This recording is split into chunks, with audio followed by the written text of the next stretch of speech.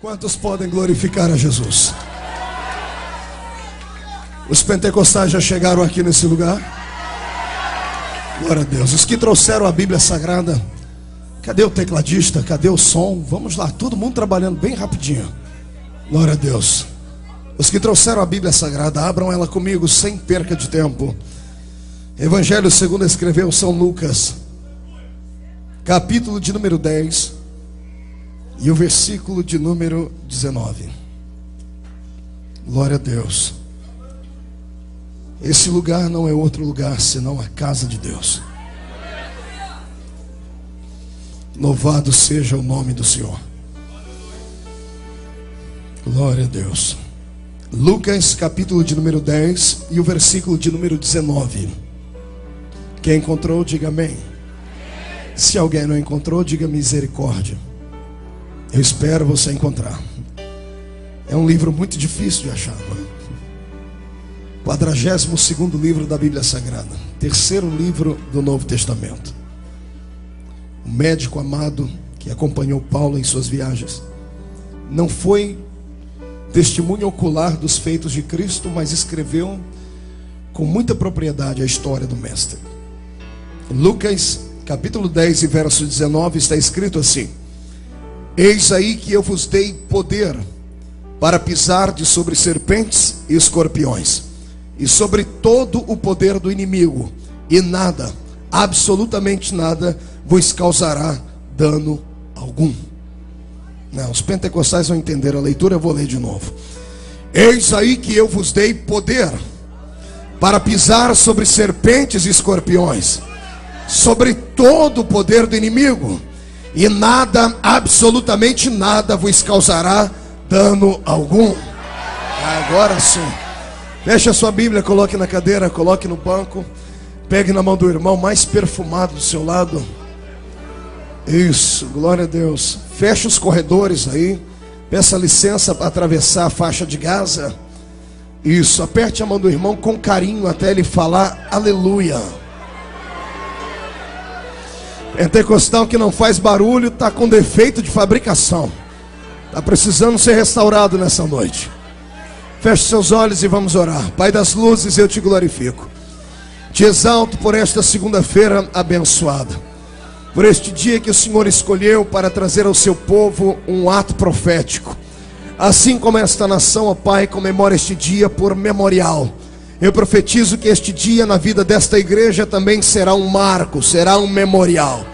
Quando sairmos daqui nesta noite, não sairemos daqui como entramos. Sairemos daqui possuídos pela sua presença e pela sua glória. Eu profetizo que esta será uma noite de muita unção e de muita glória. Profetizo, ó Pai, que todo espírito que bloqueia a adoração vá se arrumando em outro lugar, porque este lugar será inundado pela glória do Senhor Deus. Eu ainda te faço, Senhor, 2 pedidos, como tenho feito nesses últimos dias que aqui tenho estado. O primeiro pedido é que ao redor desta igreja, num raio de 5 quilômetros quadrados, toda manifestação maligna, todo demônio, todo principado, toda potestade, recue agora e volte para a profundeza de onde veio, porque se não desaparecerem, serão queimados pelo poder da glória do Senhor, que será inundado este lugar. Eu ainda te peço, ó Deus, aquela cooperação divina. Se o Senhor puder, abra a porta do seu palácio sobre esta igreja agora, e envie do céu aquela comitiva angelical que sempre me acompanha. Eu quero 8 anjos de fogo aqui nesta igreja, 8 serafins. A palavra serafim significa aqueles que ardem em fogo. Eu quero 2 serafins aqui nesta tribuna onde estou, à minha esquerda, outra à minha direita. Quero 2 na entrada desta igreja para guardar a entrada e a saída dos santos, e 4 anjos de fogo sobrevoando a nave desta igreja. Que eles comecem a esparramar brasas de fogo tirada do seu altar. E onde houver um crente batizado com o Espírito Santo, renova ele, meu Senhor.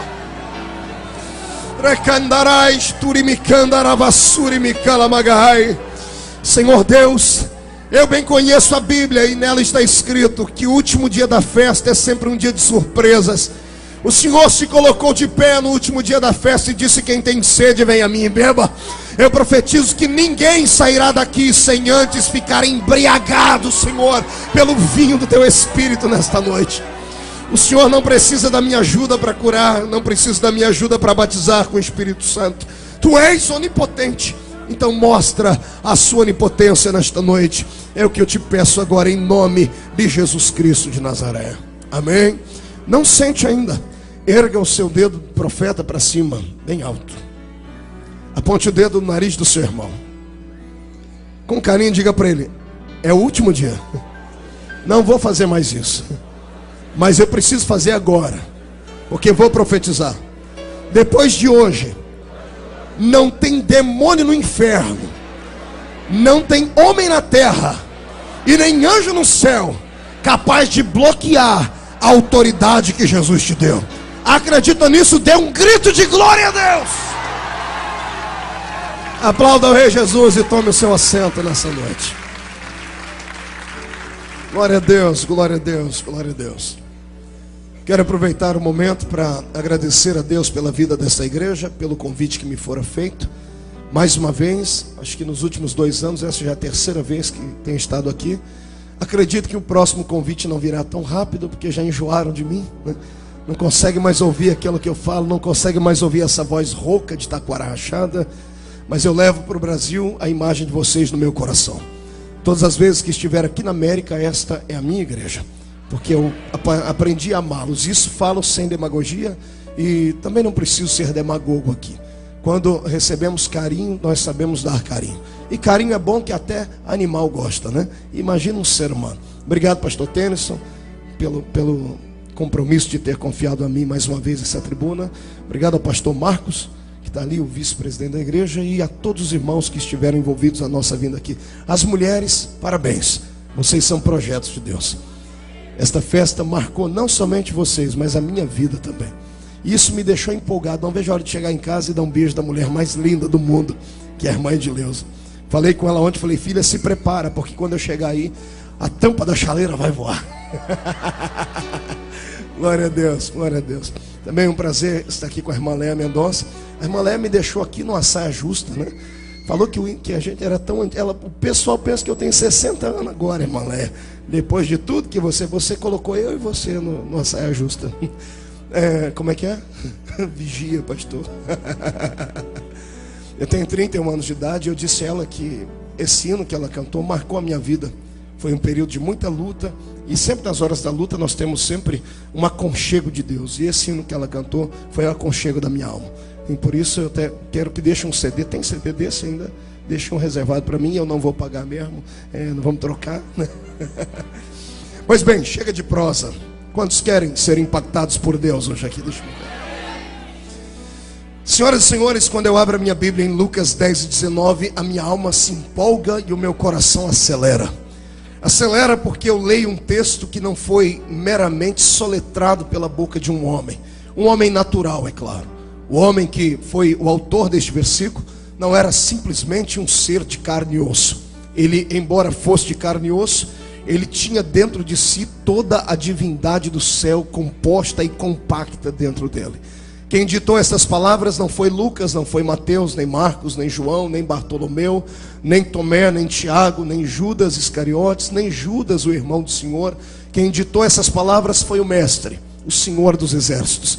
Quando estava caminhando pela terra, num belo dia, numa antevisão da coisa sobrenatural, ele sondou o coração dos seus discípulos e disse: está na hora de revelar a eles o que significa ser meus servos. O que significa estar na terra com os pés colados nela, mas com o coração voltado para a minha presença.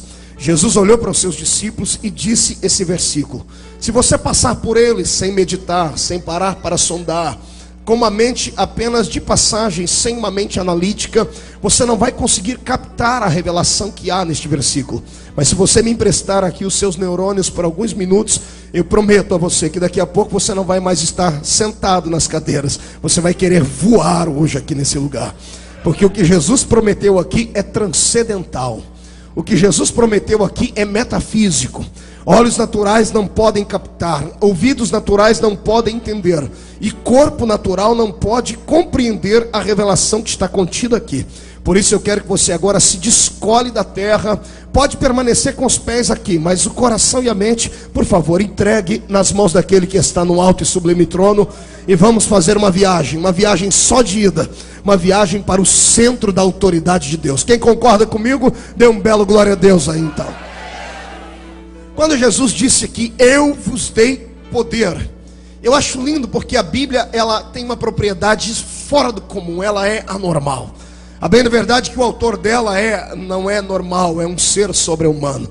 Jesus não disse aqui, eu vos dei a metade do meu poder. Ele não disse, eu vos dei um quarto da minha autoridade. Ele não disse, eu vos dei a metade do meu poder. Não, ele disse, eis que eu vos dei poder. Esta palavra é imperativa. Ele não está supondo uma situação, ele não está dando um conselho, ele está outorgando. Ou seja, ele tinha um documento na mão dele, invisível, e ele repassou para os seus servos a autoridade e o poder que estava contido dentro dele. Ele olhou para os seus discípulos e disse assim, eu vos dei poder. E ele explicou para que era o poder. Poder não era para se mostrar, não era para que alguns fossem fossem diferentes dos demais, não era para que alguns fossem chamados de semideuses, para que alguns pudessem ser chamados de santarrões ou mais espirituais. Não, ele deu este poder para que os seus discípulos pudessem fincar na terra a bandeira do seu evangelho, para que pudessem caminhar pela terra não como seres humanos naturais, mas como embaixadores do reino de Deus na terra. Eu posso imaginar Jesus olhando nos olhos deles e querendo entender como é que a mensagem foi processada no cérebro deles. Estavam sentados, talvez comendo um peixe assado, talvez ouvindo uma história, talvez tomando um chá, e o Senhor para o sermão, para a mensagem, para os contadores de história, olha nos olhos de cada um deles e diz assim, eis que eu vos dou poder. Quando Jesus diz o poder, os olhos deles devem ter se esbugalhados, eles colam os olhares em Cristo e ficam esperando a próxima sentença, e a sentença vem. E Jesus diz, eis que eu vos dei poder para pisar sobre serpentes e escorpiões. Repita comigo, serpentes e escorpiões. 1, 2, 3. Não, um pouquinho mais alto. 1, 2, 3. Acotovela o irmão aí para ver se ele acorda. Acotovela aí nisso. Isso, toca na ilharga dele, igual o anjo tocou em pé. Diga para ele, você entende esta palavra? Então preste atenção aqui que eu vou te explicar melhor. A Bíblia Sagrada é um livro divino. É um livro que foi escrito em várias linguagens. Nem tudo que está escrito na Bíblia pode ser levado ao pé da letra. Posso dar um testemunho aqui, ou melhor, um testemunho. Eu tinha aproximadamente 15 anos de idade, 14 anos propriamente dito, quando uma pessoa me evangelizou. O rapaz que me evangelizou, ele me fez ficar com sede de Deus. E um dia na escola, na hora do recreio, eu atormentei, ele disse, me fala da Bíblia. Ele, mas aqui não é lugar de falar da Bíblia. Eu falei, não, então vamos na minha casa depois da aula. Ele disse, é muito tarde. Naquele dia, um professor faltou e soltaram a gente mais cedo para ir para casa. Eu disse para ele, olha, o professor faltou, então você pode ir na minha casa. Ele, mas eu não tenho Bíblia. Eu disse, eu tenho uma lá em casa. E eu tinha uma Bíblia dos TJs, né? Que era dos Testemunhos de Jeová. Mas era a Bíblia. E eu cheguei nele e falei, está aqui a Bíblia, prega para mim. Ele estava tão cansado, ele não queria aquele compromisso naquela noite. A fome era minha e aquele evangelista era negligente, porque não queria pregar para mim naquele dia. E ele ficou com tanta ira, pastor Tenso, que ele falou, vou pregar uma mensagem para esse moço que ele nunca mais vai me chamar. Ele abriu a Bíblia no livro de Apocalipse, amados, e eu sempre fui medroso. Agora não, que Jesus me deu um espírito de fortaleza. Eu morria de medo de escuro, morria de medo de assombração, lobisomem, saci pererê, mula sem cabeça, cuca. E não ri não, que você também era, viu? Seu atribulado. Só porque agora está aqui na América, está na terra do tio Sam, né? Está diferente. Mas lá no Brasil tu tinha, lembra da quaresma? Só o sangue de Jesus Cristo para ter misericórdia da gente no dia da quaresma. E eu me lembro que quando ele sentou, ele começou a pregar para mim sobre a besta do Apocalipse. E ele pregou a besta do Apocalipse literalmente. Ele disse, vai vir um monstro na terra de 7 cabeças, 10 chifres, com 10 diademas em volta dos chifres, com boca de leão, com pé de urso, com corpo de leopardo. Irmãos do céu, eu chamei Jesus de Genésio naquele dia. Eu dormi com a luz acesa e ele falou para mim, quem não aceitar Jesus, o monstro vai vir e ó, nhau em você.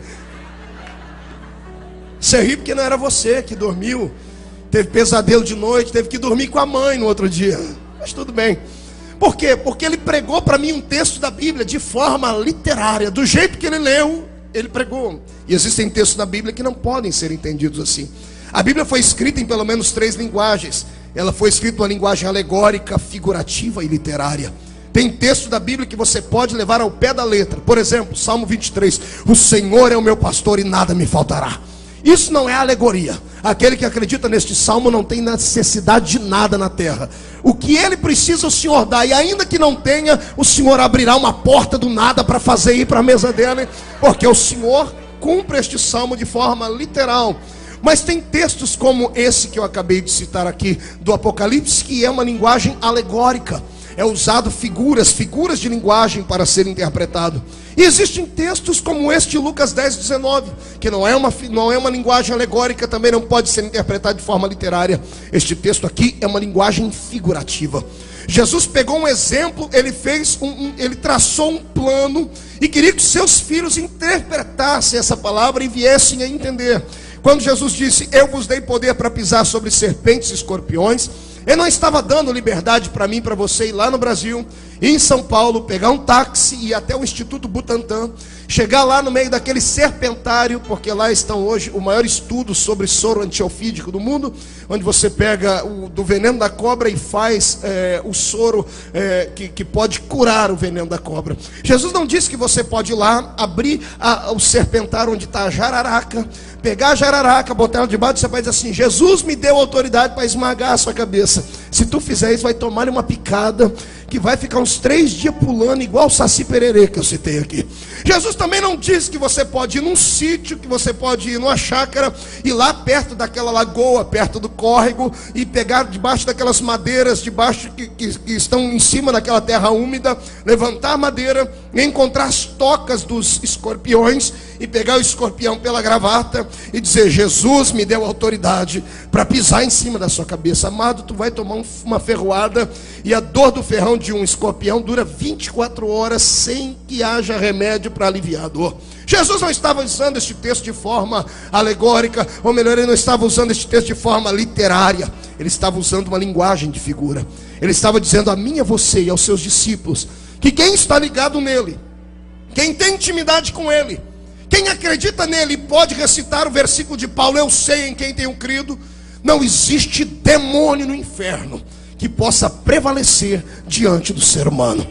Jesus está dizendo aqui que ele te deu poder para pisar em cima daqueles que também são peçonhentos, tais como são a cobra, tais como são o escorpião, daqueles que têm as mesmas atitudes destes animais, daqueles que têm a atitude de serem inteligentes, de serem ariscos, de serem traiçoeiros, porque uma cobra tem todas essas qualidades ou esses defeitos que estou aqui citando. Jesus estava dizendo que os demônios existem, eles têm estas mesmas atitudes, e ele disse para mim e para você: não temerás de espanto noturno, nem seta que voe de dia, nem peste que ande na escuridão, porque quem está filiado a ele tem poder nos pés para esmagar todo e qualquer tipo de demônio. Será que você pode acreditar nisso? Dê um glória a Deus aí.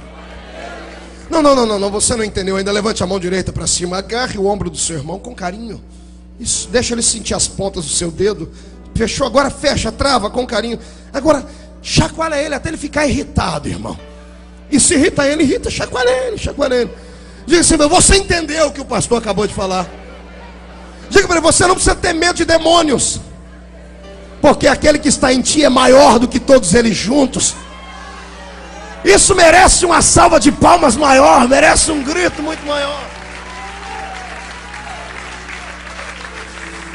A partir de hoje vai ter gente que vai poder dormir com a luz apagada, não vai ter mais que fazer o sinal da cruz na hora de dormir, não vai ter mais que ligar para o irmão, para o profeta lá da Conchinchina: irmão, ora por mim porque eu não consigo. Não vai precisar mais disso, porque nessa noite o Senhor abrirá sua mente para lhe dizer que quem tem poder nessa terra não são demônios, mas é você e sou eu, porque nós estamos filiados a Cristo Jesus, o nosso Senhor. Não me importa que lá fora mande os demônios, não me importa que lá fora mande Zé Pilintra, Zé Pilantra, Chucaveira, Tranca-Rua, Preto Velho, Nega Velha. Não me importa que lá fora mandam os gnosticistas, os espiritualistas, os bruxos. Não me importa que vocês estão perto de Salem, a cidade das bruxas. Não me importa que está chegando no dia de Halloween. O que me importa é que cada homem e mulher dentro desta igreja nesta noite, se não recebeu, receberá hoje um sapato de fogo de Jeová para esmagar a cabeça das serpentes e dos demônios. Eu estou aqui ficando empolgado, porque quando eu falo sobre isso, irmão, eu cresço. Fico pequenininho aqui no tamanho, mas eu cresço por dentro, porque a autoridade que Jesus confiou não pode ser arrancada da minha vida, não pode ser arrancada da sua vida.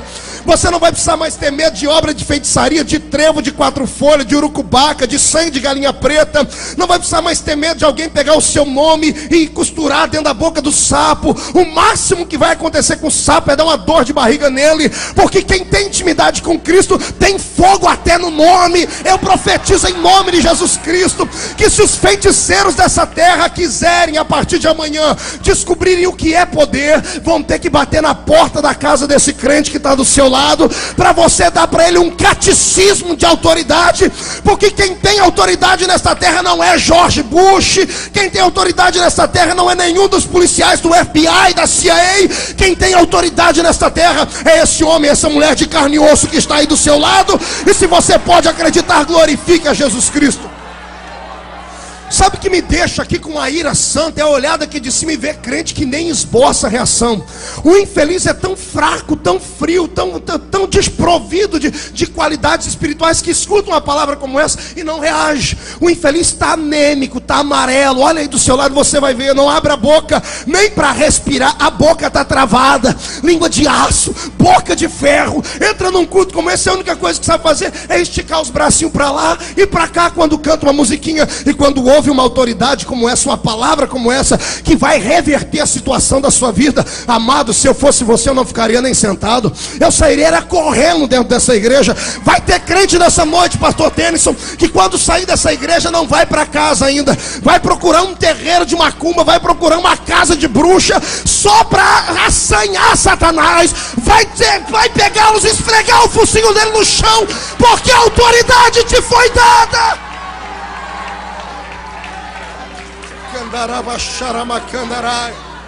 Eu vou pregar uma mensagem aqui hoje que vai assustar a sua alma. Está entendendo? Os irmãos já me disseram: pastor, gostamos quando o senhor prega, porque o senhor traz revelação. Então segura essa. Olha para o irmão e diga: aperte o cinto, porque senão tu vai cair. Oh, glória. Esse altar está fumegando hoje, irmão. Estou sentindo Deus aqui.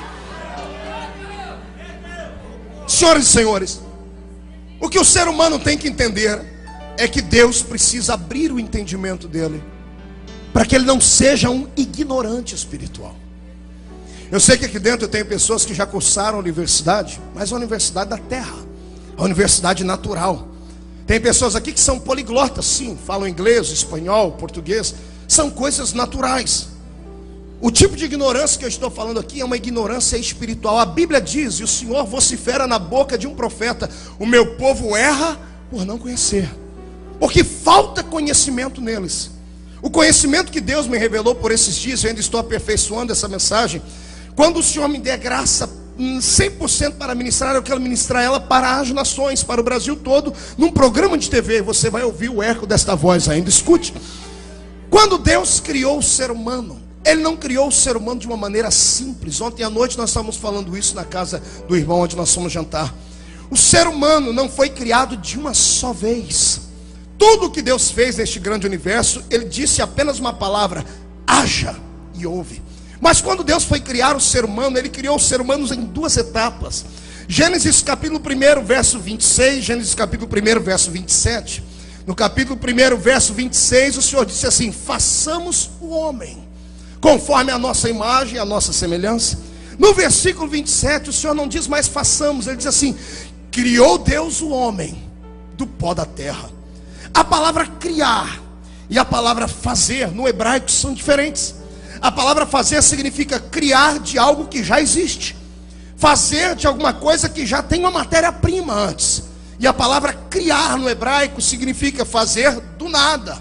Ou seja, o poder miraculoso de Deus de trazer à existência algo que ainda não existe. Deus fez o homem e Deus criou o homem. Repita comigo: Deus fez o homem e Deus criou o homem. Olha para o irmão de está entendendo. Diga para ele: ainda não. Você já vai entender. Quando Deus foi fazer o homem, Ele precisou de uma matéria-prima. Ele precisou do barro. Fazer de algo que já existe. Quando Deus foi criar uma planta, foi criar um animal, o que Ele disse? Produz a terra erva. Produz a terra os animais. Produz a terra os seres que voam. produz as águas e a terra, os peixes. Por quê? Porque o Senhor precisou de uma matéria-prima para fazer. Agora, quando Deus foi fazer o homem, a princípio o Senhor fez a carcaça. O Senhor fez do pó da terra. O Senhor tirou da terra e fez um paletó. O Senhor fez um boneco. O Senhor fez um boneco oco por dentro. E depois que estava feito, aí Deus criou o homem. Deus fez do que existia, mas criou do nada. Para Deus criar o homem, Ele não usou uma matéria da terra. Ele usou algo de si mesmo. O Senhor disse, e criou Deus o homem. O Senhor pegou o boneco que estava pronto e fez assim dentro dele, ó.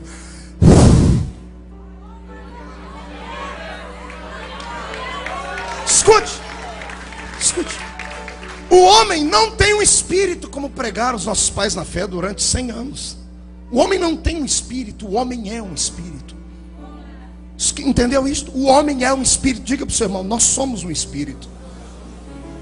É por isso que o que é finito na minha vida e na sua é a carcaça, é a terra.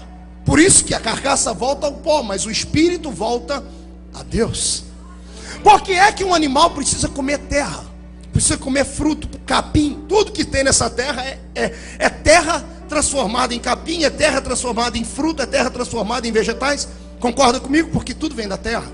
Por que o animal precisa comer terra para viver? Porque ele veio da terra.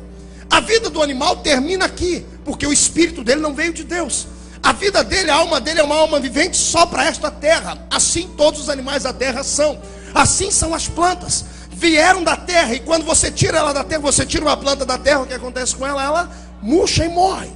O ser humano precisa comer só por causa disso. Ele come para sustentar esse corpo, mas o espírito dele não se alimenta de comida. O espírito do ser humano, ele não se alimenta de coisas naturais. Assim como quando você tira uma planta da terra, daquilo que ela foi formada, ela morre. Se você tirar o corpo do ser humano da terra, não deixar ele comer nada, o corpo vai morrer. Agora, se você não der para ele a essência de Deus, que é glorificar o nome dele, que é cantar hinos a ele, o espírito do homem também vai morrer, porque o homem veio de Deus. O homem precisa se alimentar de Deus para poder sobreviver. É por isso que tem essa diferença dentro do culto. Dá uma olhadinha do seu lado e você vai ver gente que já está feliz, olho brilhando, crente que só está esperando Jesus apertar o botãozinho da autoridade para ele dar um pulo para cima e entrar no reteté dele. Aí do outro lado você vê um crente que está morto, o infeliz não abre a boca nem para respirar. Olha para ele, você vai ver olho seco igual olho de sapo que morre no dia de enchente. O corpo está estruturado porque comeu uma bacalhoada em casa, comeu essa comida ruim aqui da América. O sal não assalga, o açúcar não adoça, a carne não tem sabor. Me desculpe vocês, saudade mesmo é da feijoada do Brasil. Aquilo é que é comida. Mas olha, o cidadão pode estar até gordinho, mas se você olha para dentro do espírito, olha dentro dos olhos dele,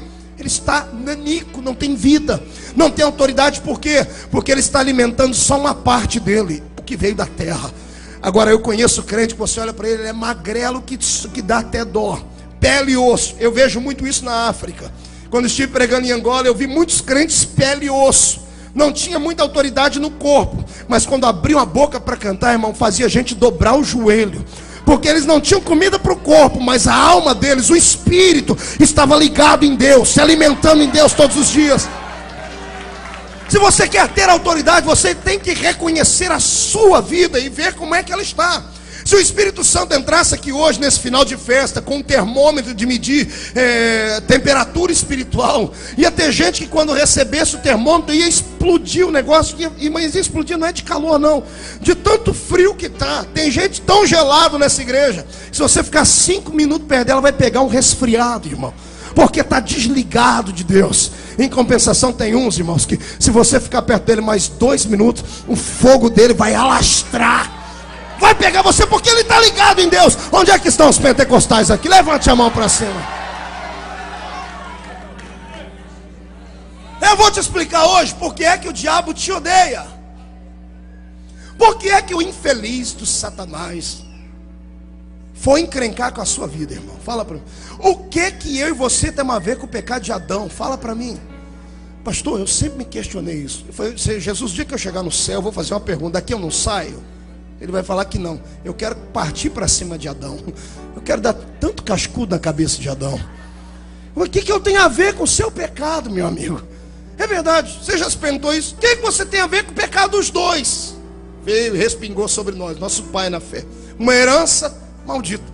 Mas eu questionei a Deus, disse: Deus, por que o diabo me odeia, sendo que eu não fiz nada para ele? O Senhor me disse: filho, para entender isso, você tem que voltar no tempo, numa época em que o mundo ainda não era o mundo que vocês conhecem hoje. Gênesis capítulo 1, verso 1 diz: no princípio criou Deus os céus e a terra. Ponto final. Gênesis capítulo 1, verso 2: e a terra era sem forma e vazia, e o Espírito de Deus pairava sobre a face das águas. Ponto final. Entre Gênesis 1:1 e Gênesis 1:2 há um elo perdido. O que a ciência chama desses períodos que houveram na terra, de períodos onde houveram na terra os dinossauros, os répteis gigantescos. Este elo perdido, que está de fato perdido, ele compreende Gênesis capítulo 1, verso 1 e o verso 2. Nós não podemos dizer que a ciência mente, porque a ciência comprovou através de fósseis que houveram na terra gigantes seres, bestas, feras agigantadas. Mas em que época viveram esses animais? Ontem nós questionamos isso: em que época viveu o Tiranossauro Rex, os pterodátilos? Em que época viveram esses animais? Ou nós vamos dizer que a ciência é mentirosa? Não, a ciência não é mentirosa. Eles existiram. Existiram num período antes de que eu e você pudéssemos compreender. Gênesis capítulo 1, verso 1: Deus criou o grande universo pela força do seu poder. Criou Deus os céus e a terra. Deus não criou uma terra sem forma e vazia. A palavra do verso 2 de Gênesis, sem forma e vazia, leva para nos entender no hebraico que a terra era um caos. O que é um caos? Confusão, destruição. Deus não criou caos, Deus não criou confusão. Isaías 45:18 está escrito assim: Deus não fez a terra vazia e nem para ser vazia. Deus não criou caos, Deus jamais criaria destruição. Acontece que a terra de Gênesis 1:1 e Gênesis 1:2 há uma diferença de anos, talvez milhares deles que a separam. Houve um cataclisma no céu, houve alguma coisa que mudou o percurso da história de todo o grande universo ali. Em Gênesis 1:1, a terra que o Senhor criou era uma terra perfeita. Não havia um Éden vegetal nessa terra. Pelo que eu entendo na Bíblia, havia um outro Éden, um Éden mineral. Ezequiel fala sobre essa história. Ele diz que a terra era cheia de brilhantes, de pedras preciosas. E fala sobre Lúcifer, um grande mandante nesta terra, que caminhava por ela, pisava sobre pedras afogueadas. E ainda está escrito no livro de Ezequiel: não é esse o varão que faziam tremer os reinos, que faziam tremer as nações? Aqui a mente do ser humano começa a viajar. E quem já estudou a Bíblia começa a entender que houve um outro mundo antes desse nosso. E quem mandava neste mundo, pelo que eu entendo da Bíblia, era Lúcifer. Ele era grande, era poderoso, era uma estrela de quinta grandeza. Era um anjo, não era um arcanjo, também não era um serufim, ele era um querubim. A palavra querubim acerca dele diz querubim que guardava as coisas do Senhor, querubim ungido da guarda, aquele que guardava a adoração. Eu acredito que aqui nesta terra, não está escrito isso na Bíblia, isso é suposição deste pregador. Havia nesta terra um conclave de seres, os anjos do Senhor estavam aqui. Eles usavam esta terra como se fosse uma plataforma para ensaiar as melodias, para ensaiarem os belos cânticos a Deus. Havia uma ponte que ligava esta terra até o céu, onde está habitando o meu eterno Pai. Provo isso a vocês por Isaías 13:14, porque a Bíblia diz que quando Lúcifer arquitetou o projeto de tentar derrubar Deus do trono dele, não foi no céu, foi em algum lugar que não era o céu. Isaías 13:14 diz assim: e tu dizias no teu coração: eu subirei. Subirei, só pode subir quem está embaixo. Estava aqui nessa terra. Ele alicerçou, ele fez um conchavo com os anjos que seguiram ele. No livro de Apocalipse diz que 1/3 das estrelas caíram do céu, 1/3 dos anjos do céu se rebelaram, acreditaram no anjo que era o mestre, que era Lúcifer, arquitetaram um projeto e se rebelaram contra Deus. Enquanto ele dizia no coração aqui embaixo: eu subirei, isso foi notório no coração de Deus. Deus não precisou erguer um dedo para batalhar contra o diabo, porque ele também tinha a sua esquadra armada. Quando Lúcifer se revoltou contra ele, o Senhor não precisou sequer levantar do seu trono. Bastou ele estender uma de suas mãos e gritar por aquele que é o ministro da guerra do céu, por Miguel. E Miguel sai voando com seus anjos e destrona Lúcifer e destrói os demais anjos. E na queda dele, pelo que eu entendo do livro de Apocalipse, a batalha foi tremenda. A Bíblia diz: e Miguel batalhou contra o dragão e os seus anjos, e 1/3 das estrelas caíram. Quando Satanás cai, acontece uma coisa que a ciência diz que foi um caso inusitado. A ciência diz que a era dos dinossauros terminou como? Terminou quando um cometa saiu do céu, perdeu a sua órbita, caiu na Terra, e o impacto deste cometa com a Terra fez uma explosão gigantesca, como ogivas nucleares explodindo, e tirou a Terra da sua órbita. Como a Terra saiu da sua órbita, ela perdeu o calor do Sol, e houve um cataclisma na Terra, que as águas tomaram conta da Terra, degelaram os gelos dos polos que já haviam, e coisas assim. E o que aconteceu foi que a Terra toda, por um período, ficou sem luz, sem vida, porque toda a vida nela foi roubada. A ciência diz que um cometa caiu do céu e impactou com a Terra. Jesus, no livro de Lucas, disse outra coisa. Ele disse: eu via Satanás caindo do céu em forma de um relâmpago. Está entendendo? O poder desse anjo era tão grande que quando ele impactou com o planeta Terra, ele tirou a Terra da sua órbita. O poder dele era tão grande que equivalia a dezenas de ogivas nucleares, como aquelas que explodiram em Hiroshima e Nagasaki. O que aconteceu na sequência são suposições. Esses anjos, junto com Satanás, ficaram aprisionados na terra. Por isso que em Gênesis 1:2 diz: e o Espírito de Deus, repita comigo, fazia o quê? O que é pairar? Pairar não é ficar parado. A Bíblia diz que o Espírito de Deus movia-se sobre a face das águas. Fazendo o quê? Qual o propósito do Espírito criativo de Deus? Ficar parado em cima de águas que não tinham vida. Estava aprisionado aqueles que eram inimigos de Deus.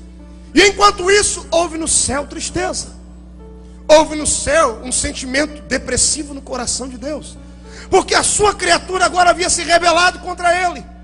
Eu acredito que Deus estava tão entristecido no trono dele. Quando o Apocalipse diz que houve silêncio no céu, possivelmente foi nesta hora.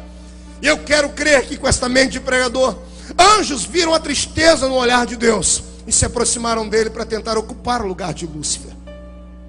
Não duvido que Miguel tenha chegado diante do Senhor com seus braços gigantescos, a sua espada de fogo, com a sua voz como de um trovão, dizendo: Senhor, tu queres que eu ocupe o lugar do adorador? Queres que eu ocupe o lugar de Lúcifer? Queres que eu leve os anjos para te adorar e cantar? E o Senhor dizendo assim: não, Miguel, sua função é outra. Lá vai o cordial Gabriel, que é o ministro das comunicações de Deus. Senhor, tu queres que eu ocupe o lugar do anjo que foi destituído? Queres que eu cante com os meus irmãos? E eu imagino o Senhor dizendo: não, Gabriel, muito obrigado, você é o meu ministro de comunicações. Serafins estão tentando cantar, mas havia uma desafinação, uma desentonação, o maestro caiu. E o que eu acho mais lindo é que o poder criativo de Deus vai além da percepção do ser humano. Deus poderia simplesmente ter colocado um ponto final em toda a existência, mas Ele não fez isso. Sabe o que Ele faz? Eu imagino Deus de cabeça baixa, por um momento entristecido, e de repente erguendo a cabeça com um olhar brilhante, um sorriso nos lábios, dizendo: eu tive uma ideia. I have a good idea. É assim? Tive uma ideia. Eu imagino o Senhor chamando: que venha na minha frente a minha carruagem real. E lá vem os querubins, e o Senhor senta nas asas deles. Me acompanhe os demais anjos, eu quero um coral atrás de mim. Onde é que o Senhor vai, Senhor? Eu vou recriar o universo. Aleluia. A terra está sem forma e vazia, mas eu tenho o poder de criação na minha mão, na minha palavra. O Senhor arrancou os espíritos das águas e os lançou nas regiões celestes. Fez para eles um lugar isolado entre a terra e o céu. E enquanto os demônios estão num canto assistindo o que Deus vai fazer, o Senhor começa a gritar: e haja luz.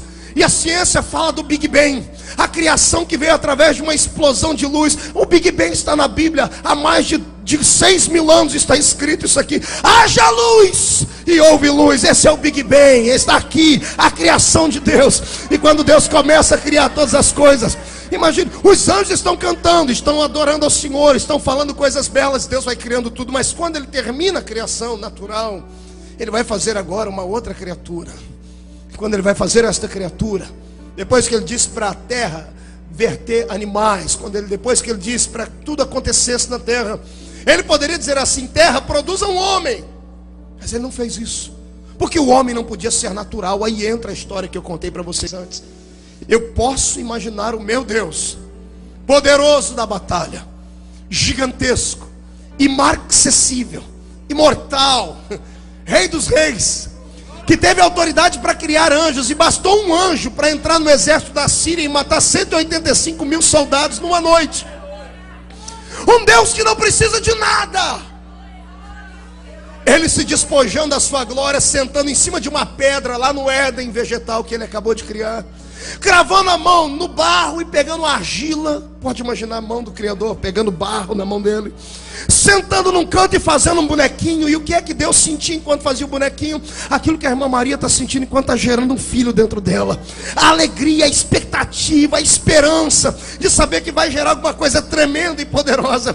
O boneco está pronto. O Senhor diz: bom, a primeira parte está pronta, eu já fiz o homem, agora eu vou criar ele. Eu imagino Deus ajoelhando na terra, porque o boneco foi feito deitado, eu acredito. Não dá para fazer um boneco em pé, era de barro, o barro era mole, tinha que esperar secar. O boneco está deitado no chão. Pode-se imaginar a divindade do céu, aquele diante de um dia todo joelho se dobrará, toda língua confessará. Pode imaginar ele de joelho agora. Para quê, pastor? Para criar a criatura mais linda que ele já fez. De joelho no chão, ele sopra dentro do boneco.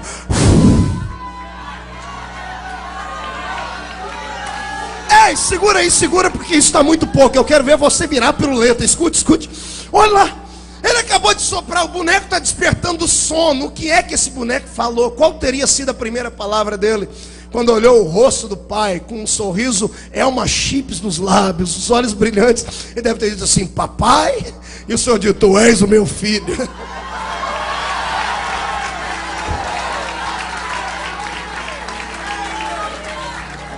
Está preparado para uma revelação que vai mudar a sua existência?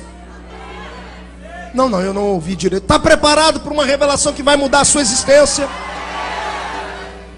Quando Adão fica de pé, o Senhor diz para ele uma palavra, uma só. Se prepara para arrepiar. O Senhor diz para ele assim: Adão, dominai a terra, sujeitai-a. Você entendeu? O Senhor diz: Adão, eu te dou o poder para você dominar sobre a terra e sujeitar ela do jeito que você achar que tem que ser. O que eu acho lindo é que Deus não disse assim: Adão, eu e você vamos dominar a terra. O Senhor disse: olha, eu vou vir aqui de vez em quando para te dar uma mão. O Senhor disse assim: ó, este mundo que eu criei, eu dou na sua mão, é tua. Eu te dou a chave da terra na mão. Tudo que acontecer aqui será responsabilidade sua. Ninguém pode mandar nessa terra a não ser você. E Adão tomou posse. Por que você acha que ele conseguia colocar nome nos animais? Como é que você acha que ele colocou nome nos peixes? Alguns pensam que Adão podia respirar debaixo d'água. É sério. Watmani, um dos grandes teólogos que viveu algum tempo atrás, ele dizia que Adão podia voar com os pássaros. Por isso ele subia nos penhascos e diz: o seu nome vai ser águia. Eu não estou afirmando, mas também não posso dizer que não foi assim. Porque o Senhor deu àquele homem duas coisas que não havia dado a nada na terra. O Senhor disse: eu vou fazer o homem conforme a minha imagem e a minha semelhança. Imagem no corpo. Eu não consigo imaginar no céu um Deus com cabeça de cachorro. Não consigo imaginar um Deus com corpo de vaca. Somos a imagem de Deus, porque eu imagino Deus assim como nós somos em imagem. Agora, o que significa semelhança? Cotovelo, irmão, diz: o que é semelhança? Não grita no ouvido, irmão. Quem sabe ele acorde. O que é semelhança?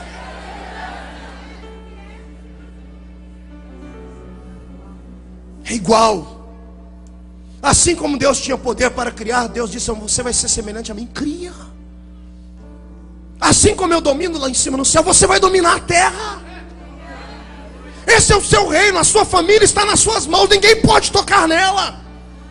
Eu dei um pedaço de terra para você cuidar, ninguém pode tomar ele. Você tem autoridade para dominar a terra.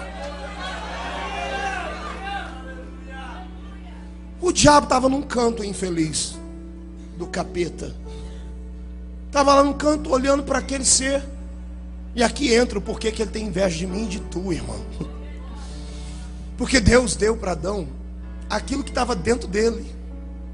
O ministério do louvor, que parecia ter extinguido no céu, porque o ministro do louvor caiu, que os anjos queriam ocupar o lugar, mas não puderam. Deus fez assim: ó, vem cá, Lúcifer, enfiou a mão dentro dele e arrancou a unção para adorar. Ficou com o louvor na mão dele. Quando o louvor estava na mão dele, sabe o que o Senhor fez? Acabou de criar Adão, enfiou dentro de Adão.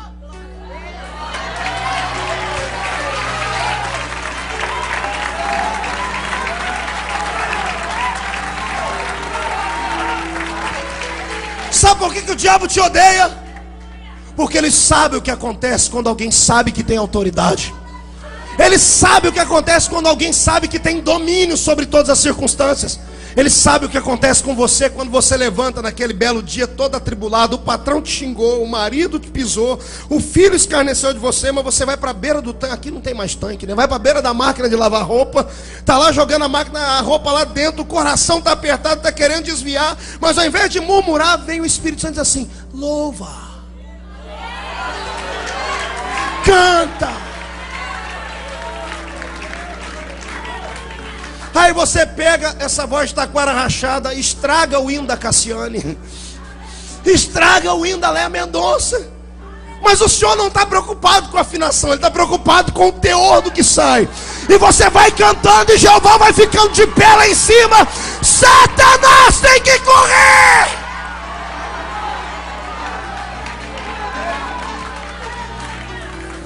Você não sabe o poder que está dentro de você. Você já ouviu falar daquela frase, ganhar no grito? Esta frase é para os pentecostais. Você tem que aprender a ganhar as coisas no grito. Há uma autoridade na sua voz, há uma unção dentro do seu corpo. E o pior não é isso. Sabe por que você leva uma vida de Zé Miguel na terra? Sabe que você leva uma vida atormentada, atribulada? Olha para o irmão do lado, você vai ver, o ombro dele é murcho, parece que um peitinho de rolinha. Eu estou falando sério. Olha para a irmã já senta do seu lado, já tira um lenço do bolso desse tamanho e começa. Você vai perguntar: o que foi, irmã? Eu sou uma crentinha, moro numa casinha, tenho um carrinho, um maridinho, um filhinho, vou na igrejinha, tenho um pastorzinho. Há coisa ruim, eu te repreendo. Espírito do diminutivo, sai do meu irmão. O Senhor te deu autoridade. Sabe o que é autoridade? Então receba.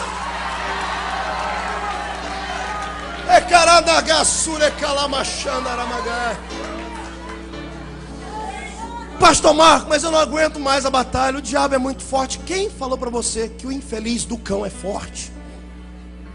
Não, pastor, mas ele tem poder. E daí? Se aquele que está dentro de você tem todo o poder. Pastor Tênis, eu sou meio ruim de cálculo, pastor da igreja espanhola. Eu sou meio ruim de cálculo, mas eu fiz um cálculo na Bíblia, acho que eu não errei.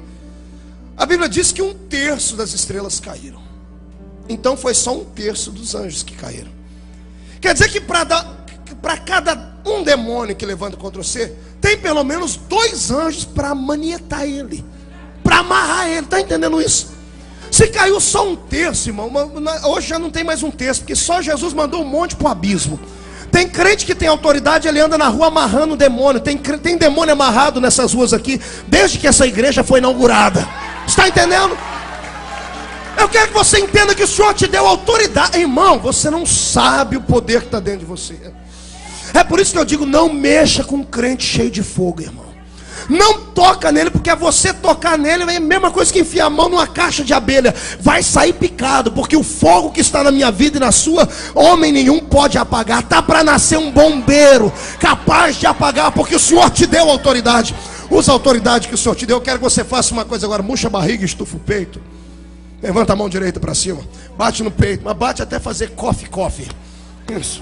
Bate. Olha por cima, olha para o irmão do seu lado. Faz uma cara de general. Diga para ele assim, ó, você pode nem acreditar. Olha para o outro assim, você menos ainda. Mas você não está olhando para uma pessoa comum. Diga, eu tenho. Diga, I have the power. Diga, eu tenho poder. Quem tem poder, tira o pé do chão para adorar. Você tem poder.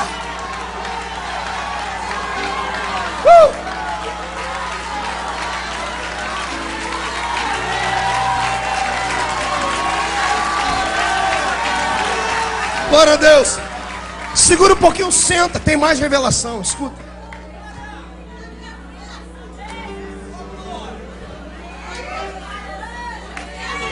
Os crentes nunca mais vão ter medo de demônio aqui nessa igreja. Vou explicar. Pastor, lá no Brasil está uma miséria esse negócio de demônio. Os demônios estão ficando importantes no Brasil, né, Leia? A Leia sabe disso. É verdade. Um dia desse caiu um endemoniado lá num culto de libertação na nossa terra. Aí o pastor, ao invés de expulsar, vai perguntar: por que você gosta de vir aqui? Ele falou: é que aqui vocês deixam eu falar no microfone e passa a gente na televisão.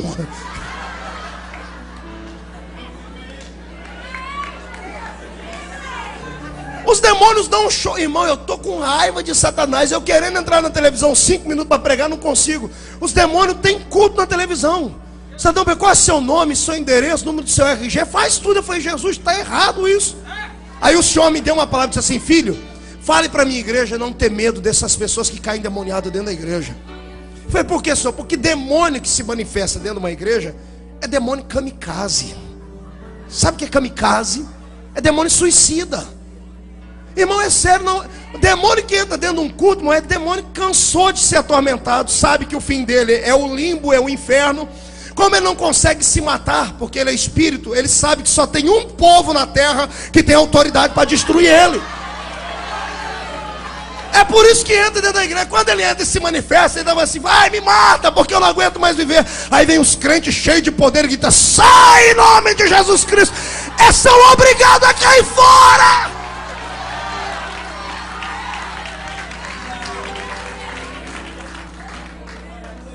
Eu não dou certo com esse negócio de demônio, pastor. É uma tribulação. A minha vida é uma tribulação esse negócio de demônio. Vocês riem, mas não é sério, irmão. Eu estava começando meu ministério, assisti muito os cultos do pastor Edir Macedo, do bispo Edir Macedo e do Davi Miranda. Você está rindo, né, Ronaldo? Aí eu aprendi com eles. Então eu fui pregar uma vez. Eu estava lá na região do Vale do Ribeira, no estado de São Paulo, uma igreja pequena. Primeira vez que eu preguei com o microfone sem fio. E quando eu estou pregando aqui, lá caiu um homem lá no meio da igreja e fez aquela ruaça. E eu tinha jejuado uns 3 dias. Eu falei: é hoje. Falei: deixa comigo. Coloquei um nome em caça-demônio. Falei: sai da frente, irmão. Eu vou. Esse aí é comigo. Eu vou expulsar ele. E o homem está lá e para lá e para cá. E os crentes não seguram ele. Como eu fiz umas aulas de luta, eu peguei e dei uma gravata no indivíduo. Eu podia ter expulsado. Eu podia ter falado, mas não. Eu aprendi com isso. Eu falei: vou fazer uma entrevista aqui. Era moda na época. Eu falei assim: qual o seu nome, demônio? Botei o microfone na boca do indivíduo. O indivíduo juntou as mãos por baixo, pegou e falou assim: o meu nome é João, e o do senhor, qual que é? O cara tava bêbado. Tava bêbado. Você ri porque não era você lá, irmão. A igreja parou. Eu falei: Jesus, e agora? Eu olhei para aquele irmão, eu dei um pisão no dedão do homem. Ele deu, deu um grito. Eu falei: irmão, era demônio de enganação. Fecha o olho. Eu peguei e falei: diácono, tira esse infeliz daqui, porque senão eu vou quebrar a costela dele. É por isso que eu aprendi, irmão, que você não pode nem brincar com esses negócios. Demônio não pode ter oportunidade na igreja. O único que pode ter oportunidade aqui é o Espírito do Senhor. Oh, glória. Alguma vez você já se perguntou: por que você tem poder para expulsar os demônios? Pergunte para o seu irmão: por que você tem poder para expulsar demônios? Estamos em guerra. Esse culto é um culto de batalha. Por que é que nós temos poder para expulsar os demônios, pastor? Vou explicar o porquê. Não é uma coisa absurda. Não é uma coisa de outro mundo. O que eu vou falar aqui vai mexer com o seu cérebro inteirinho. Nós temos poder para expulsar os demônios, porque nesta terra eles atuam de forma ilegal. Porque quem tem autoridade para dominar a terra é o homem. O demônio não pode operar aqui. A terra é um reino físico, é um reino material. Sendo um reino material, só quem tem matéria pode reinar nela. Pastor, então é por isso que lá em Gênesis o diabo, quando quis fazer aquela presepada toda, por que não apareceu em forma de um anjo? Não era mais fácil conquistar Eva? Por que não chegou perto dela? A Bíblia diz, Paulo diz que ele pode se manifestar em forma de um anjo de luz. Por que não fez em forma de um anjo de luz e falou assim: você pode comer essa fruta? Era mais fácil enganar ela do que vir no corpo de uma serpente. Sabe por que ele precisou do corpo de uma serpente? Porque o diabo conhece a lei de Deus. E ele sabe que nessa terra só pode mandar, só tem autoridade quem tem corpo. Por isso que ele pediu emprestado o corpo da serpente. Alguma vez você se perguntou por que Deus não interferiu naquele ato? Por que Deus não bloqueou aquele ato? Porque Deus também é condicionado à sua lei. Ele é espírito. E na terra ele não disse: eu e você, homem, vamos dominar. Quem vai dominar é você. Para Deus entrar naquela situação, ele precisava de um corpo. E como ele não tinha um corpo, aconteceu toda a situação. E quando aconteceu toda a situação, o diabo falou: pronto, arrumei uma maneira de ficar legal na terra. Arrumei um corpo, entrei e dominei o homem. Aí vem Deus no Éden. O homem sai de trás da árvore, tapando a nudez. Vem a mulher junto chorando. A serpente está esgoelando no chão e o diabo está morrendo da risada atrás do coqueiro. E Deus está olhando toda a situação e diz: eu vou ter que arrumar tudo isso agora. E o Senhor diz: Adão, você a partir de hoje vai ter que trabalhar muito para viver. Serpente, você vai rastejar para todo sempre no seu ventre, porque você fez uma coisa que não devia. Eva, você vai sentir dores quando ter filhos, mas não fica triste. Diabo, cão, pois não, Senhor, você arrumou uma maneira de entrar aqui, né? Eu sou inteligente, eu entrei no corpo da serpente. O Senhor diz: pois bem, só que você esqueceu que eu sou criador. Hoje eu não tenho legalidade na terra, porque eu dei a chave da terra na mão dos homens. E para dominar a terra eu preciso de um corpo. Eu não tenho um corpo ainda, mas eu imagino Deus botando a mão na barriga da Eva. Mas da semente dela vai nascer um. Vai nascer! Vai, mano!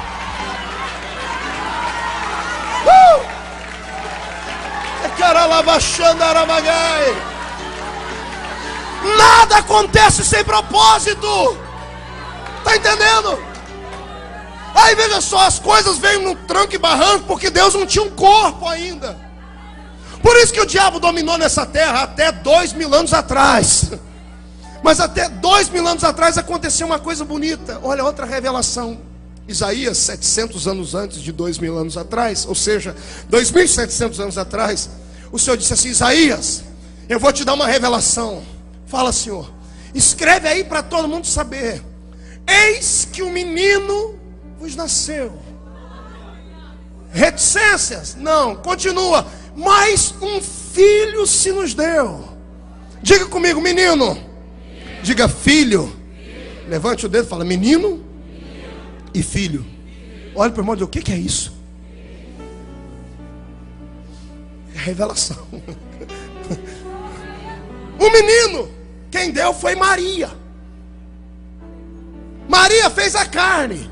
Foi o barro que emprestou para fazer o corpo. O menino quem deu foi Maria, mas o filho já existia. Maria fez o vaso e Deus veio e encheu o vaso com ele mesmo.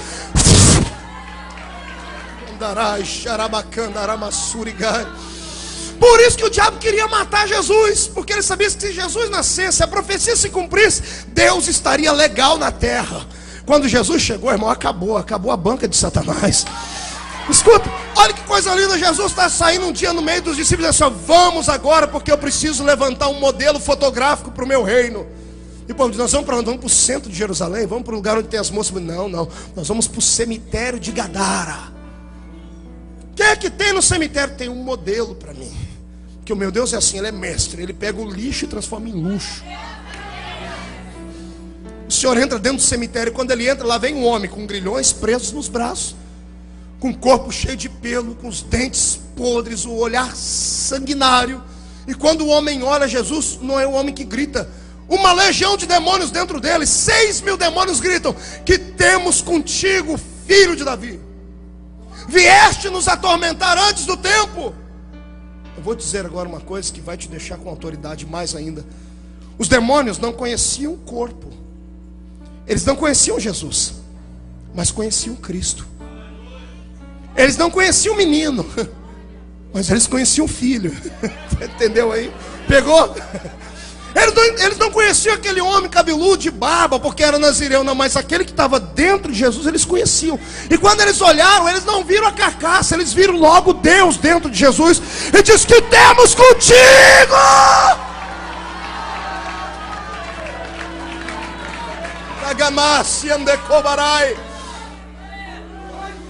Jesus olhou para ele, não falou muita coisa, sai deles. Eles tiveram que sair, por quê? Porque estavam de forma ilegal naquele corpo. É isso que vai acontecer a partir de hoje. Meu corpo está arrepiado, irmãos. É isso que vai acontecer a partir de hoje, quando você chegar naquele trabalho, quando você chegar no meio da rua. Os demônios que estiverem nas pessoas endemoniadas vão olhar para você. Eles podem não conhecer o corpo que você está, mas eles vão olhar para dentro, vão ver o Espírito Santo dentro de você. Serão obrigados a caírem fora.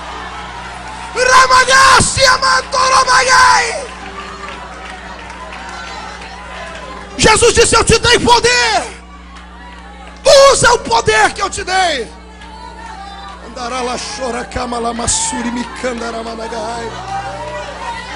Aleluia.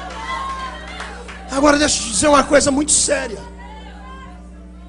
O diabo descobriu a fórmula, pastor Tennyson. Ele sabe, pastor, que para ele operar nesse mundo, ele precisa de um corpo. E tem homens que emprestam para ele o corpo deliberadamente. Existem nações aprisionadas porque os líderes das nações emprestaram o corpo para Satanás. O anticristo não será nada mais, nada menos que alguém que vendeu o seu corpo para o diabo. E o diabo operará dentro dele, fará prodígios.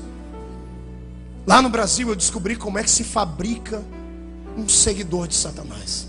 Uma vez eu estava vindo de um trabalho no interior, e numa vicinal daquelas estradas, de madrugada eu vi dois homens de capa preta, carregando uma galinha preta no braço, garrafas de cachaça, panos. Era de madrugada, um frio medonho. Quando eu passei por aqueles homens, eu fiquei com pena deles, mas eu tive que reconhecer a autoridade deles. Eu disse: eles sabem em quem eles acreditam. 3 da manhã, com frio, sozinhos, numa encruzilhada, foram alimentar os demônios. Cheguei em casa, peguei um livro de feitiçaria, sobre feitiçaria, que eu tenho lá, que explica sobre feitiçaria, um pastor que escreveu, e lá diz como é que se fabrica um homem do diabo. Está preparado aí? O estômago está forte?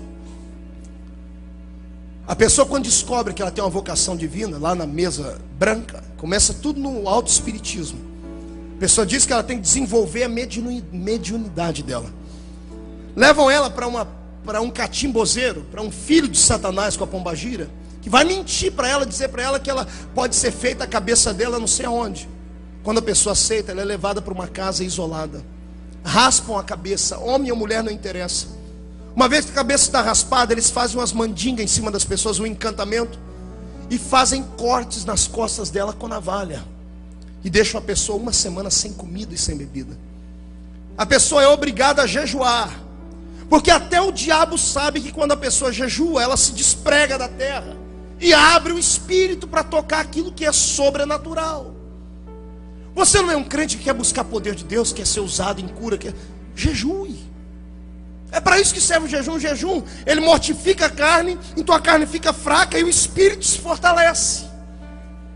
Depois de 1 semana de jejum, voltam os demônios lá, os catimbozeiros, entram dentro da casa, pegam animais e cortam a cabeça dos animais em cima deles, e despejam sangue na cabeça deles. O sangue dos animais se mistura com os cortes nas costas. Aí eles pegam uma farinha feita de ossos de seres humanos que foram pegados no cemitério, triturado, que chama obá, sei lá que desgraça que é aquela, e jogam em cima da ferida.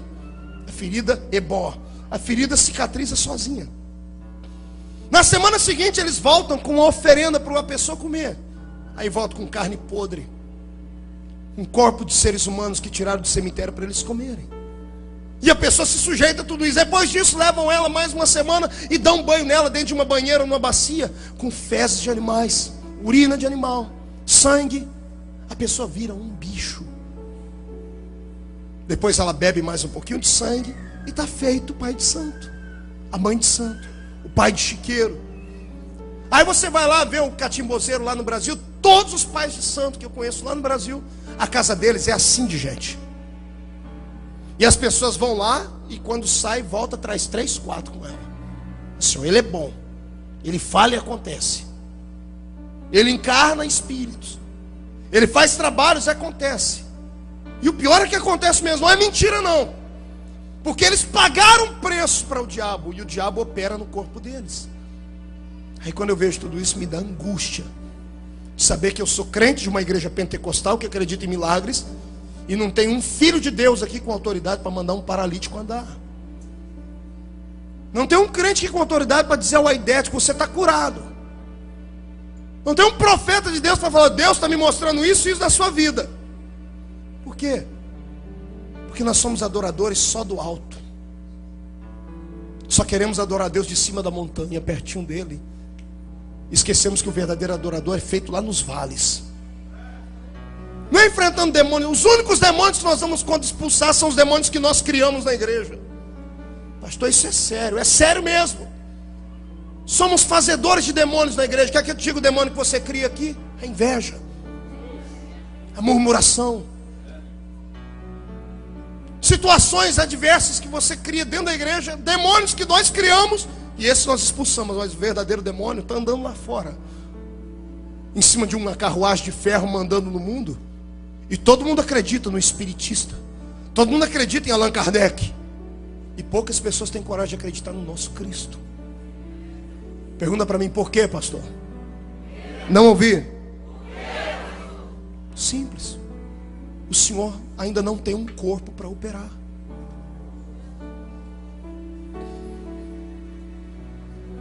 O Senhor não tem um corpo para ele ficar legal na terra. O diabo encontrou alguém que deu para ele o corpo dele, sacrificou, e Deus está procurando alguém aqui. Quem é que quer? Quem é que quer largar as coisas dessa América? Quem é que quer parar de trabalhar um pouquinho para vir para a igreja jejuar e orar? Quem é que quer pegar o seu filho, a sua filha, entregar para o Senhor, fazer um culto em casa? Quem é que quer? Quem é que quer tirar 3 dias de jejum para o Senhor? Quem é que quer subir um monte para orar? Lá no Brasil, o crente que sobe monte, os pastores excluem. Você acredita nisso? O crente não pode unir um grupinho para orar na igreja. O pastor não está orando para eu sair da igreja. O infeliz nem conhece a autoridade que tem. Se soubesse da autoridade que tem, ele sabe que ninguém pode tirar ele do lugar que Deus colocou. Falta autoridade. Incline a sua cabeça.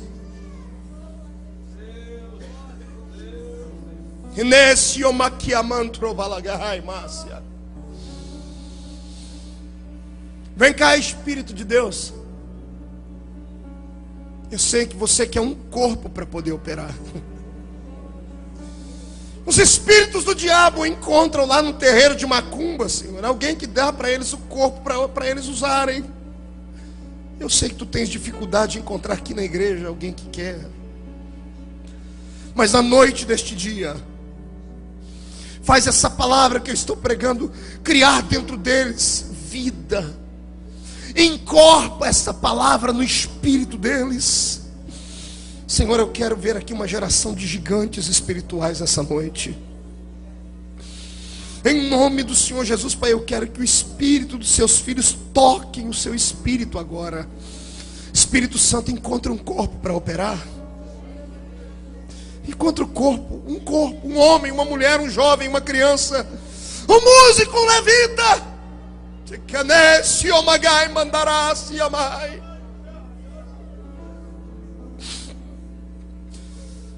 Senhor, eu sei que tu precisas de alguém para reproduzir os milagres da Bíblia.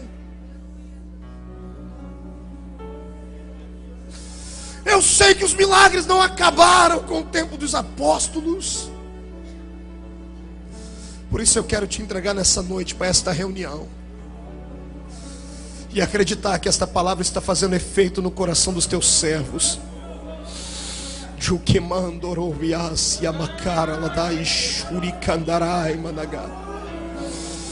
Em nome de Jesus, receba poder, crente. Receba poder para quebrar os grilhões espirituais que te prendem. Receba poder para tirar da sua boca a mordaça que não te deixa profetizar. Receba poder de Deus os pés para tirar essas coisas que te prendem à terra e te faça flutuar no céu nesta noite. Senhor, vai enchendo, Pai. Eu quero ver o Senhor encher esses crentes. Rabadagasuri kamandarabandagashandarai. Ei, ei, comece a adorar.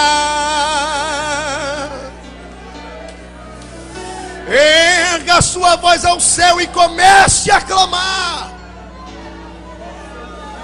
Se podes começar a adorar,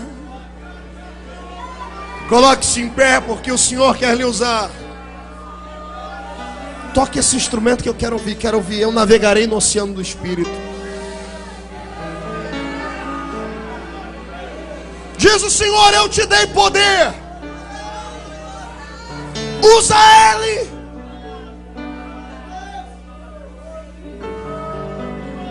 Cristão, olhe para mim. Coloque as duas mãos de frente do seu rosto. Olhe para elas. Olhe para suas mãos. Look your hands. Olhe para suas mãos. O que é que você vê? Dedos, anéis, pulseiras, nervos, pele, pelos. O que é que você vê? Eu vou te dizer o que é que o Senhor vê quando olha as suas mãos. Ele vê alguém que, quando der para ele o seu corpo, colocará essas mãos sobre o paralítico e vai levantar ele da cadeira de roda. Colocarão a mão sobre os enfermos e os curarão. Crente, olhe para os seus pés. Bata os seus pés no chão. Bata eles, bata, bata. O que é que você vê aí? Sapatos, tênis, um meio de locomoção. Quando Deus e os demônios olham para os seus pés, Deus enxerga a autoridade e os demônios enxergam o fim da carreira deles.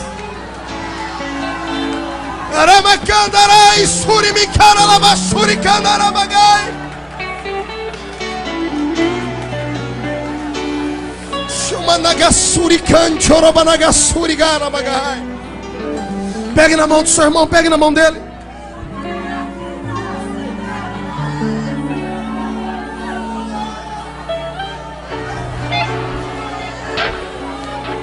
Ei, olhe para mim, olhe para mim.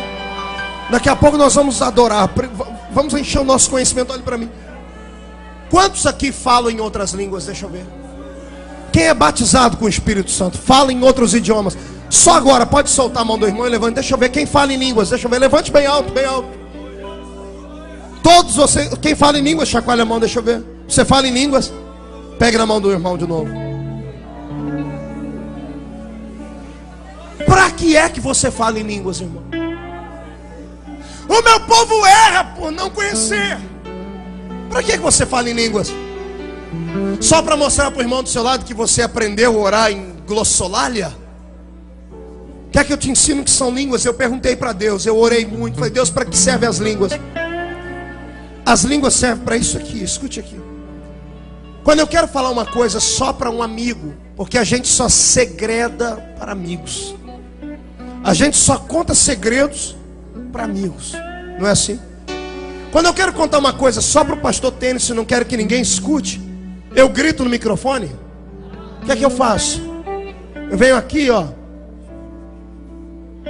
Não é assim? Eu cochicho no ouvido dele. Quem está do lado pode até tentar esticar a orelha.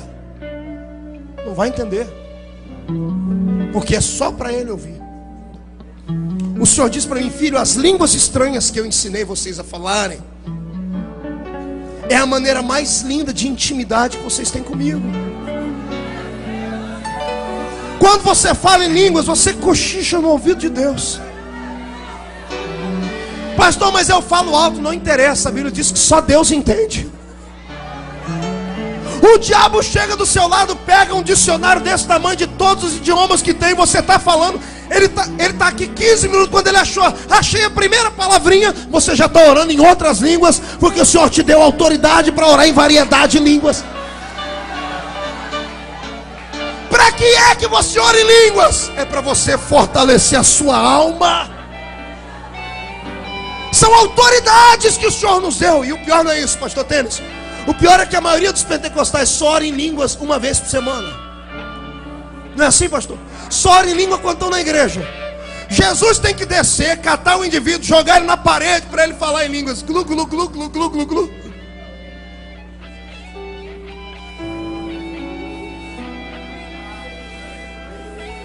Paulo diz assim: quem ora em línguas, ou quem ora em espírito, ora bem. Orar em espírito não é orar com a mente. Entenda bem. Quantas vezes eu falei, irmãos, enquanto eu estou pregando, enquanto eu estou tocando, os irmãos orem em espírito. A pessoa nem sabe o que está falando. Você fechar o olho e começar a falar na mente, isso não é orar em espírito, isso é orar com a mente, é com entendimento. Entende? Você ora com entendimento, porque a sua mente é entendimento. Orar em espírito, que Paulo diz, quem ora em espírito, ora bem, é falar em línguas. Pastor, mas eu só tenho 4 palavrinhas de línguas estranhas. É por isso, nunca vai crescer se só fala elas. Exercita-te. Jesus está hoje fazendo. Você já assistiu o filme do Rambo? Ele apanha o filme inteiro. Na última cena do filme, a câmera fica mostrando ele e mostra, ele coloca a faca na perna, arma nas costas, balas daqui, coloca uma faixa, ele sai com arma para destruir o exército dos Estados Unidos inteiro. Quando eu olho para você num culto como esse, eu vejo Deus fazendo isso com você. Deus está te ensinando que você tem autoridade, você não vai ter que se curvar diante de mais nada. Eu profetizo, pastor Tennyson, que essa igreja terá sabedoria para resolver os seus problemas sem ter que ir na corte. Está entendendo? Eu profetizo que você não vai ter mais que procurar ajuda de psicólogo nem de psiquiatra. Não vai ter mais que pedir ajuda para remédios, porque o Senhor te deu poder. Domina! Domina!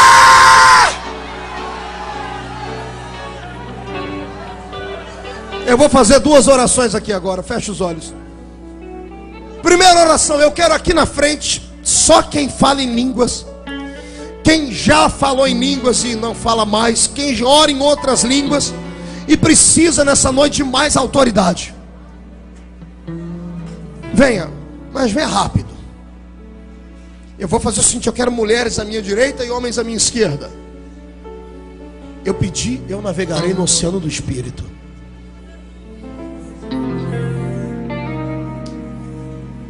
Meu Deus do céu.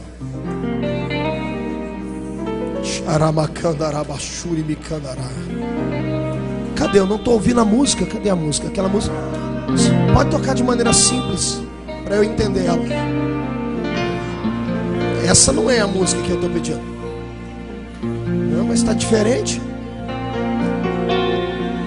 Vem.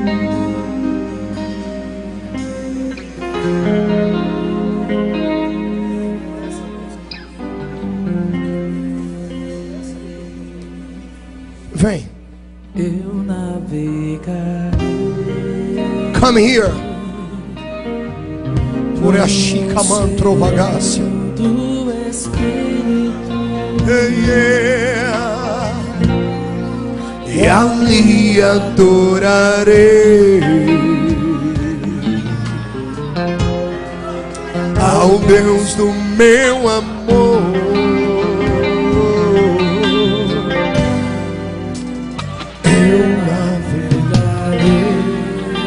Dorobasuri calabalabachara bagahai. O oceano do Espírito. E ali adorarei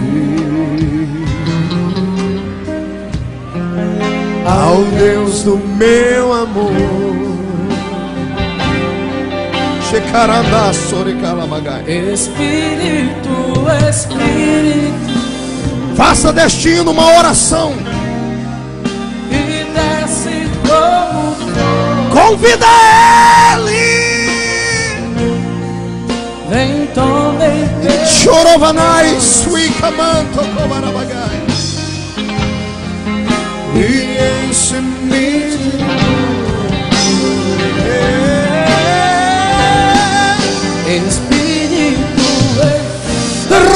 Suri cantoro bagai. Ramala pantara show de caramagacia.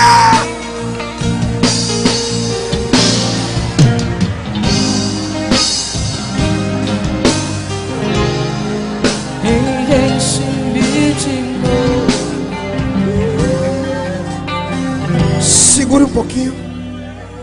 Eu quero que você pegue no braço do irmão que está do seu lado. No braço, não é na mão não, é no braço. A irmã Léa Mendonça vai preparar alguns hinos daqui a pouco. Aquela irmã grandona ali, ó. Como é? Marta. Eu quero aquele hino de novo. Dá para cantar ele? Já venha correndo. Pegue no braço do seu irmão. Escute. Continue tocando o teclado. Continue tocando. Escute. O que Deus procura no ser humano não são dons sobrenaturais. O que Deus procura no ser humano é desejo, vontade. Eu li agora, há pouco tempo atrás, uma história que tem quase 90 anos. Aqui nos Estados Unidos da América, uma professora pegou um grupo de crianças e levou essas crianças na casa de John Wesley, se não me engano, na ilha de Martha's Vineyard. Chegando na casa dele, ou numa casa onde ele ficava, lá no tabernáculo da oração, a professora levou as crianças pequenas, de 7, 8 anos, e mostrou para as crianças a casa do profeta. E ela ia entrando na casa dizendo, nessa mesa ele almoçava com a família, nessa sala ele recebia as pessoas para dar ensino, aqui era o lugar que ele gostava de ler. Até que ela entrou no quarto de Wesley. Quando entrou no quarto, ela falou, desse lado dormia a esposa dele. E eles perguntaram assim, mas como é que a senhora sabe que era daqui? Ela dizia assim, porque ele dormia do outro lado, venham ver. Chegaram do outro lado, no chão de madeira, pastor, tinha o desenho dos joelhos de Wesley. A madeira estava negra e afundada. Ela dizia, aqui era onde ele falava com Deus e buscava o poder. Ele falava tanto com Deus que fez um buraco no chão. E a professora terminou aquela história, ela foi andando dentro da casa, terminou, deu um lanche para as crianças, entraram dentro do ônibus. Quando entraram dentro do ônibus, ela começou a fazer a chamada. E ela viu que faltava uma criança. E ela chamou, se eu não me engano, o nome dele era William. E ela chamou, William, onde você está? E o William não respondia. Ela entrou dentro da casa, foi no basement da casa, foi no terraço da casa, procurou onde criança geralmente costuma esconder. Até que ela entrou no quarto. Ela entrou no quarto e não viu ninguém. Ela falou, criança costuma esconder debaixo da cama. Quando ela olhou debaixo da cama, ela viu do outro lado da cama duas perninhas abertas, esticadas. Um joelhinho estava numa marca onde o Wesley estava com o joelho, e o outro com a perninha aberta estava numa outra marca. E haviam lágrimas nos olhos do menino. E ela disse que chegou de mansinho e ouviu dizer assim, Jesus, eu queria ser como ele. Naquele dia, alguém lá no céu ouviu a oração desse menino, escreveu lá, e quando chegou o tempo de Deus poder usá-lo, o Senhor usou. O nome dele é Billy Graham. São atos pequenos que toca Deus. Mude um dia, já era pregador, não, ele tinha fama, tinha nome, tinha artigos no jornal de Chicago, mas um dia ele entrou dentro do quarto, dobrou o joelho e disse assim, Deus, eu sou mude dos homens, mas eu queria ser o mude do Senhor. Eu queria algo diferente. A história diz que o Espírito Santo visitou Mude, que ele se jogou debaixo da cama, ele ficou entalado porque ele era gordo. E ele orou e disse assim, Deus, tira de mim o seu poder, porque senão eu vou morrer. Mude levantou dali e ele escreveu, eu pregava as mesmas mensagens, mas o efeito era dobrado de unção. Feche os olhos. Existe no céu uma salinha, Leia, que eu acredito que exista, uma salinha onde Deus fabrica homens e mulheres de unção. Sabe? Uma sala de projetos, onde o Senhor pega o meu nome, o seu nome, o nome de alguns aqui, e faz uma história. E só revela no tempo certo. Eu posso ver nessa noite uma plaquinha na porta dessa sala, pastor Tênis, piscando em vermelho, dizendo assim, ó: há vagas. Há vagas. Há vagas. O que é que Deus precisa então, pastor? Ele precisa do seu coração quebrantado. Feche os olhos. Ore comigo, e quando eu terminar de orar, a sonoplasta fizer assim, solta o CD da cantora. Feche os olhos, diga comigo: Deus, eu descobri hoje que eu tenho autoridade, que eu posso dominar. Senhor, me dá essa autoridade. Faz o meu espírito entender isso.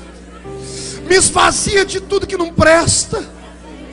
Senhor, eu já falo em línguas, já sou batizado com o Espírito Santo, já estou com o pé dentro da revelação. Abre mais. Enche-me. Mas enche-me de uma maneira diferente. Não importa o que vai acontecer comigo, se eu vou ser arrebatado, se eu vou cair no chão cheio, se eu vou pular, profetizar, não importa. Eu quero que o meu espírito testifique da sua presença. Feche os olhos. Como profeta de Deus, neste encerramento deste conclave de mulheres aqui em South River, eu, pastor Marco Feliciano, profetizo uma onda de poder que cai sobre esses crentes. E onde houver alguém que Deus vai usar, receba poder até não aguentar mais.